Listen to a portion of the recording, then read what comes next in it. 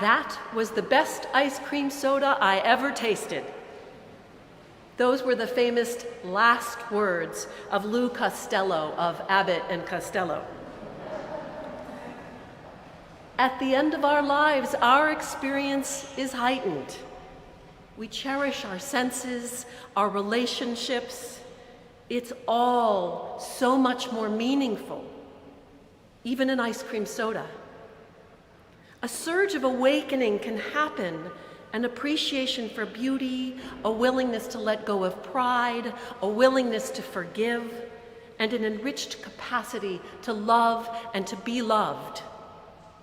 One of the reasons I appreciate my work as a chaplain and a pastor is because I have an opportunity to witness this awakening among the dying, and it's profoundly inspiring to me.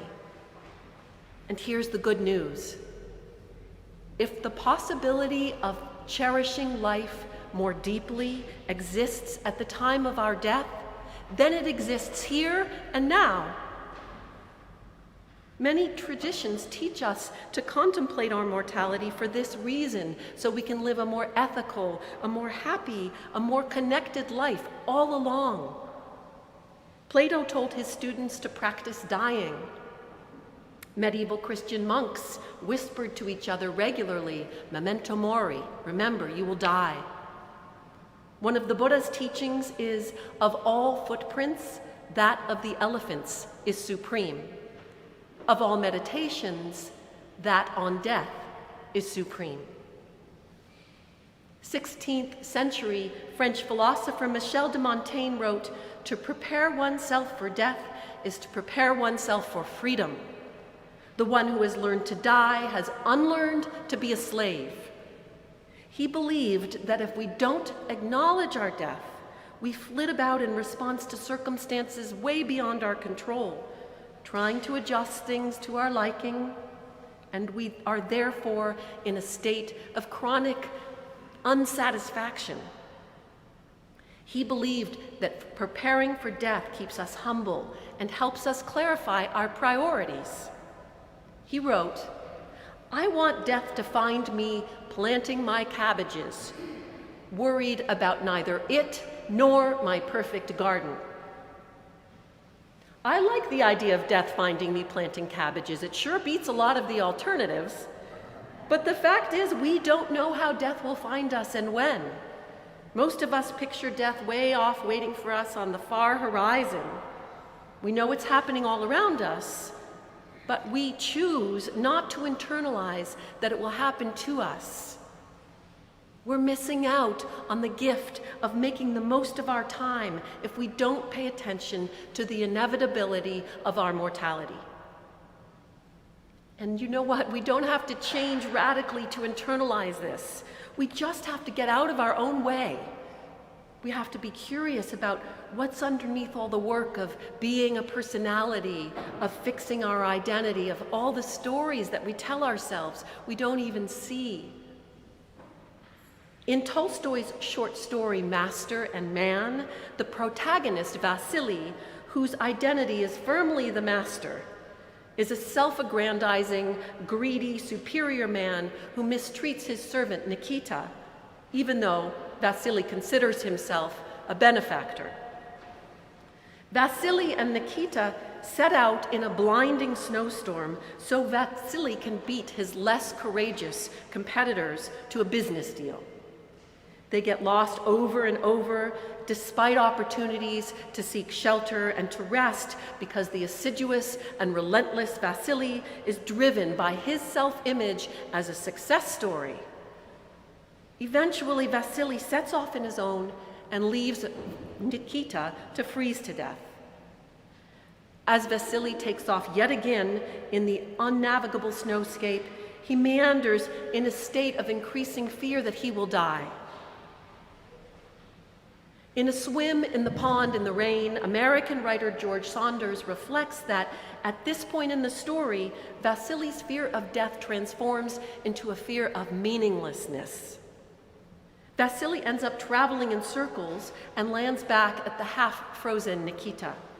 He then proceeds to open his fur coat and lie on top of Nikita in order to keep him alive while his own life fades. Saunders describes Vasily's change of heart. He knows what to do. His natural energy, which for so long has been used to benefit only himself, gets redirected. And then observing himself in action, seeing a charitable, selfless person, he is moved to feel a peculiar joy, a joy with the relief of finally shucking off a way of being that impedes him. Saunders concludes, Vasily would have been a good man if there'd been someone to freeze him to death every day of his life. Saunders likens Vasily's transformation to Scrooge's. The ghosts don't convert Scrooge into a new person. They help him see who he once was, and then he shucks off ways of being that impede him. Sometimes we read a story like Tolstoy's, or we encounter a work of art that inspires us to reckon with our death. Or perhaps we have a serious health incident, or someone we love dies, or we're just aging and we see it. We make promises to live life with a deep realization that our time is limited. But it's really hard to keep these promises. Many of us have made them many times. It's just that we don't have the tools to stay focused on this newfound deep awareness. And we fall back into our habitual ways of thinking and acting and speaking. Saunders writes about Vasily, if we could reverse the process, let Vasily come alive again, warm that body up, melt away the snow, cause him to forget all he's learned, what we would see would be a mind gradually reasserting a series of lies. You are separate, and you are central, and you are correct, and go forth and prove that you are better, that you are the best. These phrases are familiar to me. I hear them in my own mind. They are built into our conditioning. It takes intention and constant practice to remind ourselves of the meaning that Vasily found in his last hours. Frank Ostaseski, co-founder of the Zen Hospice Project, tells his own story of how a heart attack led him to shuck off ways of being that impeded him. He writes, in the months following my heart attack, I realized that the more I allowed my vulnerability to emerge, the less wedded I felt to being somebody. I became less occupied with the full-time job of self-generation. I could feel the exhaustion of propping up my personality. As I accepted the fragility of my life, it opened me. I felt myself to be a porous thing, more transparent, more permeable. Ostaseski describes a scene some months after his heart surgery. He's at home, he's sitting in a chair, and he hears the doorbell ring. He gets up carefully, slowly, painfully, aware that his healing has taken him to the point where he can get up out of the chair and answer the door. And as he's walking to the door, he feels his sudden pre-heart attack self arise. He describes it like invasion of the body snatchers. He was suddenly conscious of propping up his personality to present himself to his friend. He became aware of how easily, even after all he'd been through, he could abandon the wisdom and the vulnerability that he'd discovered. Ostaseski's book, The 5 Invitations, Discovering What Death Can Teach Us About Living Fully, tells his own story and the story of many hospice patients whom he tended to. He describes practices that can help us make the most of life by facing death. I've slightly reshaped his invitations into 4 instead of 5. Be here now. Let go of judgment. Welcome the whole imperfect self and cultivate don't know mind. 1. Be here now because all things will end. This is an invitation to be more present and more honest with ourselves. When time is short, whether we're talking about our whole lives or a period of our lives, we're more likely to appreciate our surroundings and our connections. Of all his ice cream sodas, Lou Costello's last was his best. On the last night of a wonderful vacation, the sunset is more glorious than it's been all week. We linger longer over dinner with our travel companions. We leave our phones behind. We immerse ourselves in the experience because we're aware that it will end. 2, let go of judgment. This means catching ourselves in self-judgment, not to mention all the people we spend so much time sizing up. I was getting my hair cut a couple of weeks ago, in late June. I was brimming with summer cheer. The pleasant weather, my family's schedules freed up a little bit, vacation coming along. The customer next to me, getting her hair cut, said to the man cutting her hair, "Can you believe it's July 4th already? Summer might as well be over." Suddenly I felt cheated. Was I right? Was she right? Was I fooling myself with my summer cheerfulness? After some reflection, I got my wits about me and I realized she was the problem. She was a typical New Yorker, rushing headlong into the summer. It was over for her already. She hadn't even appreciated it. I was on a roll, judging every which way. First, I found myself in this state of what's wrong with me, which is isolating. Then I found myself in a state of what's wrong with her, which is another series of disconnects. And all this criticism is aggressive. It's exhausting. When we free up the judgment, we have more capacity for love and for connection. We have more clarity because we're not so worried about protecting our identities and our views. 3, welcome the whole imperfect self. Ostaseski suggests imagining a photo printed of yourself as a jigsaw puzzle. The photo represents you completely, all of your personality, your history, your experience.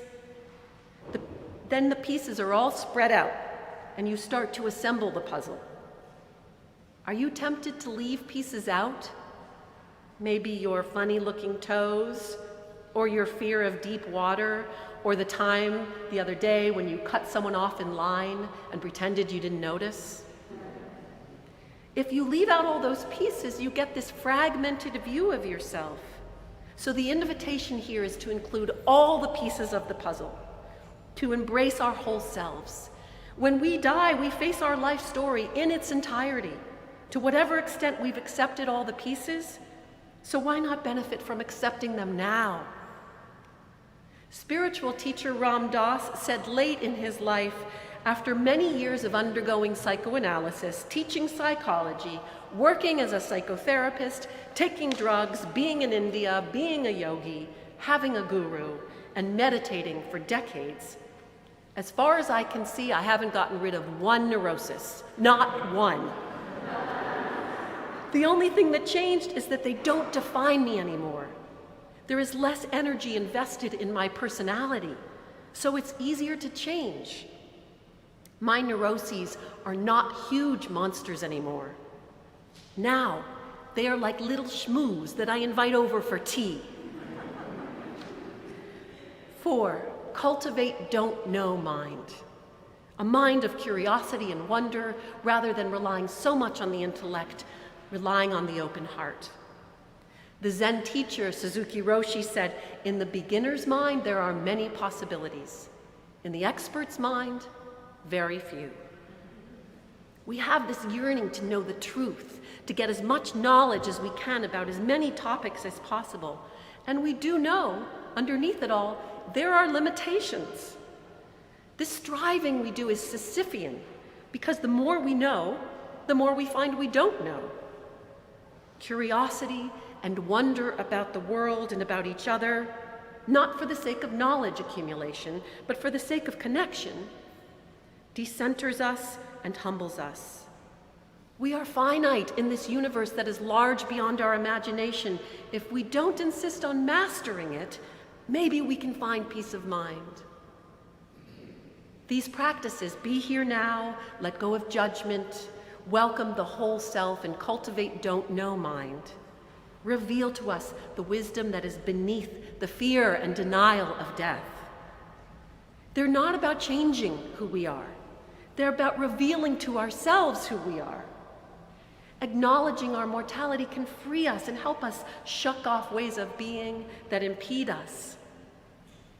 May Sarton's poem, The Reading this morning, reminds us of what such a life could look like.